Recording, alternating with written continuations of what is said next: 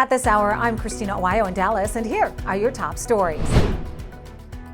President Donald Trump says that the 25% tariffs on imports from Mexico and Canada will start today. The president first announced the tariffs about a month ago, but gave both Mexico and Canada a 30-day delay to see if they could ramp up border security efforts to stop the flow of illegal drugs and people into the country. Trump then announced the coming tariffs at the White House this week, saying the tariffs are to force the two U.S. neighbors to step up their fight against fentanyl trafficking in the U.S.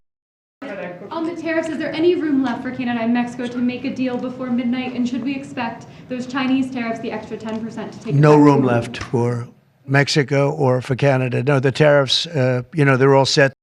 A woman who owned a New York City daycare center where a toddler died after ingesting fentanyl has been sentenced to 45 years in prison after pleading guilty to federal drug charges. Gray Mendez dropped her head into her crossed arms as Judge Jed Rakoff announced a sentence that triggered sobs of the mother whose 22-month-old child died in September of 2023.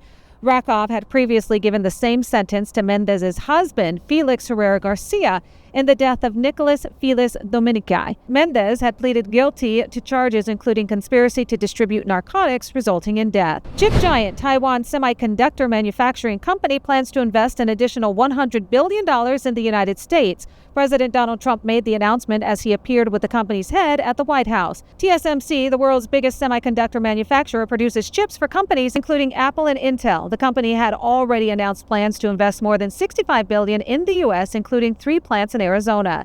Its first factory in Arizona has started mass production of its 4-nanometer chips. Trump and TSMC's chief executive officer, C.C. Wei, said the $100 billion is on top of the $65 billion that was already announced. The most powerful AI chips in the world will be made right here in America. This $100 billion in new investment will go into building 5 cutting-edge fabrication facilities in the great state that we just discussed, Arizona, and will create thousands of jobs, many thousands of jobs, and high-paying jobs. Melania Trump says it's heartbreaking to see teens and especially girls grapple with the fallout after they're targeted by malicious and sexually explicit online content. The First Lady spoke at a roundtable discussion at the Capitol on legislation to regulate revenge porn. She called on the Republican-controlled House to pass the bill and send it to President Donald Trump to sign into law.